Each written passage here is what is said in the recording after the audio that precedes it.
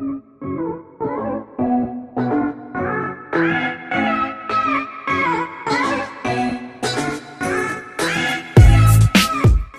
jumpa pemirsa Sobat Yongki di mana saja Anda berada. Kita bertemu lagi di kali ini bersama tamu kita adalah Bung Jimmy Demianusiji. Anda punya banyak pengalaman organisasi sebenarnya ya? Ya. Tapi kemudian Anda memilih kira-kira arahnya kemana, bahkan Anda juga pernah kuliah di kedokteran. Tidak menjadi seorang dokter, tetapi memilih jalur politik itu sebagai jalur yang Anda sukai begitu? Sebenarnya sejak kecil saya itu, cita-cita saya itu ingin menjadi seorang insinyur kehutanan. Insinyur kehutanan? Kehutanan. Karena itu sampai hari ini saya masih menguasai tata nama sejumlah tanaman, pohon-pohon Ya. dalam bahasa Latin. Itu saya masih menguasai sampai hari ini. Dan satu ketika itu mantan kepala dinas kehutanan yang juga mantan sekda Pak Rumadas itu kaget ketika saya menyebut nama Latin misalnya kayu besi. Kayu besi. Itu kan Inisia sp. Ya. Terus jati misalnya Tectona grandi. Ini ada sukun di depan ini. Ya. Ya, ini Artocarpus communis. Gitu. Begitu cita-cita saya ingin menjadi seorang insinyur kehutanan. Tetapi ternyata bukan itu jalan saya. Pada tahun 98 begitu saya mendengar bahwa saya lulus dari SMA Agustinus Sorong, menyampaikan kalau saya dipanggil oleh suster. Setelah ketemu suster waktu itu suster Adelbert, terus suster sampaikan kalau saya itu dipanggil Pemda Irian Jaya untuk diberangkatkan kuliah kedokteran. Oh, jadi Anda ini Itu. memang terpilih begitu ya? Ya, saya dulu Dari lewat jalur sekian banyak PMDK. siswa-siswi. Kami jalur PMDK. PMDK. Ya, dulu penelusuran minat dan bakat. Ya. Dari awal itu sebenarnya Anda ke Unpad juga waktu itu? pilihan saya itu adalah Fakultas Kedokteran Umum Universitas Airlangga Surabaya. Oh, Airlangga Surabaya. Iya. Tapi itu di tengah jalan saya itu dibelokkan, ditukar dengan Rini Ansanai karena bapaknya waktu itu asisten 3 Pemda Provinsi Irian Jaya. Bisa begitu bagaimana Pak? Ya, karena ini kan jalur pengiriman Pemda, sehingga Pemda punya otoritas untuk mengendalikan Punya otoritas. pada saat itu. Nah, saya itu kan sudah harusnya berangkat dan waktu itu saya ingat itu ada seorang dokter yang lama di Sorong kemudian pulang Surabaya, Dokter Budi kalau tidak salah namanya. Pada saat itu, beliau sudah ditelepon untuk menjemput saya di Bandara Juanda Surabaya. Surabaya. Tiba-tiba sampai di Bandara Sultan Hasanuddin Makassar, saya terus diberitahu oleh pihak Merpati kalau saya itu dipanggil suruh turun di Makassar. Jadi dengan kekecewaan itu saya merasa kecewa pertama kali. Ya. Kecewa dan kemudian Ini Anda saya- mau mengatakan bahwa kecewa atau ketidakadilan sebenarnya? menurut saya kecewa karena kenapa saya kan pilihannya ke Airlangga, kenapa saya harus diturunkan di Hasanuddin? Lalu fakultas yang diminta pun kedokteran gigi, bukan permintaan saya. Jadi Anda merasa tidak sesuai? Ya, saya merasa itu tidak sesuai. Gigi saya bagus, untuk apa saya sekolah dokter gigi? Saat itu pikiran saya. Terus pergi ke panitia, ya sudah melapor. Saya ikut ospek dan macam-macam, terus kuliah pun tidak semangat karena bukan pilihan saya. Saya waktu itu ingin tinggalkan, mau kembali ikut tes untuk masuk ke Faperta Manokwari. Ya.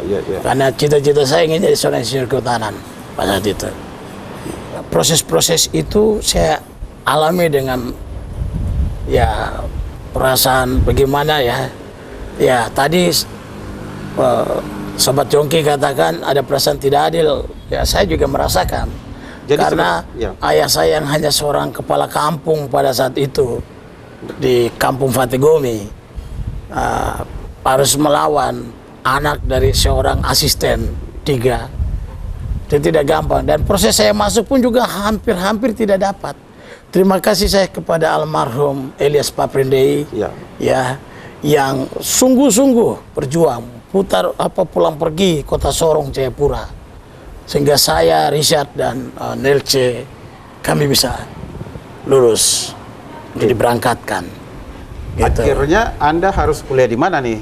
sesungguhnya? Nah, saya akhirnya ya sudah, saya masuk di Fakultas Kedokteran Gigi Unhas. Ya kuliah, tapi ya bukan panggilan saya ya, salah-salah, sehingga waktu cukup banyak terbuang situ dan saya lebih memilih berorganisasi. Organisasi apa yang Anda ikut? Saya bergabung di LSM, namanya PIPHAM, Pusat LSM. Informasi dan Pendidikan Hak Asasi Manusia. Ya, waktu itu Anda dengan teman-teman apa yang diperjuangkan? Kami memperjuangkan soal demokratisasi bangsa ini. Oke. Kami bergerak masuk ke kaum buruh, tani, nelayan. Kami advokasi kasus Marsina, Surabaya. Kami advokasi kasus petani Situbondo. Ya, kami advokasi sejumlah persoalan, ya, di Pulau Jawa sampai Sumatera. Saya pernah ikut terlibat mengadvokasi kasus kerusuhan buruh di Medan, Sumatera Utara, kawasan industri Medan, oleh tokoh senternya dulu itu namanya Amosi Telambanua, dari Serikat Buruh Sejahtera Indonesia. Ya. Dan satu yang prestisius buat saya adalah peristiwa saya mengadvokasi petani coklat di Kecamatan Malangke, Kabupaten Luwu, Sulawesi Selatan. Dan itu tokohnya namanya Opu Tomaratoa. Saya masih ingat ya. Masih ingat ya? Ya. Itu 97. 97. Ini Saya mendampingi beliau. Jadi peristiwa 96 itu meletus. ya. Saya ini masuk dalam DPO Polda Metro Jaya. DPO karena DPO dan juga termasuk oleh Bakos Tranasda. Karena apa? Karena saya yang dinilai membakar semangat massa ketika kantor PDI Perjuangan itu, PDI dulu, ya. diserbu oleh massa yang dipimpin oleh orang kita juga, tidak etis saya sebut namanya, dari satu organisasi pemuda pada saat itu. Anda dicap provokator gitu ya? Saya. Nah, Bung Jimmy, waktu itu setelah pemekaran terjadi, kemudian pemerintahan sah begitu, Irian Jaya Barat. Nah, apakah itu kemudian Anda dengan Pak Bram Attaruri yang gubernur saat itu membagi kekuasaan, Anda di legislatif, Pak Bram di eksekutif? Tidak juga, tidak ada pembagian begitu. Ya memang karena waktu itu saya akhirnya memilih untuk langsung terjun di politik langsung, sehingga saya jadi caleg DPR Provinsi Irian Jaya Barat dari PDI Perjuangan. Pada saat itu saya nomor urut 2. Nah, saya berhasil, pada saat itu kita berhasil mendapatkan 2 kursi dari Dapil Manokwari.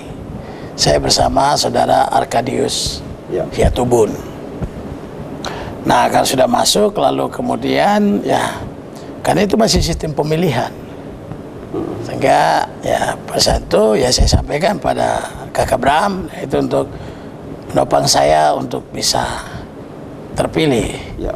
Dan puji Tuhan, hadiah tidak, perjuangan Anda bersama tidak hadiah itu saya nggak usah kampanye, nggak usah kerja, langsung ditetapkan jadi anggota DPR, artinya diberikan suara oleh rakyat.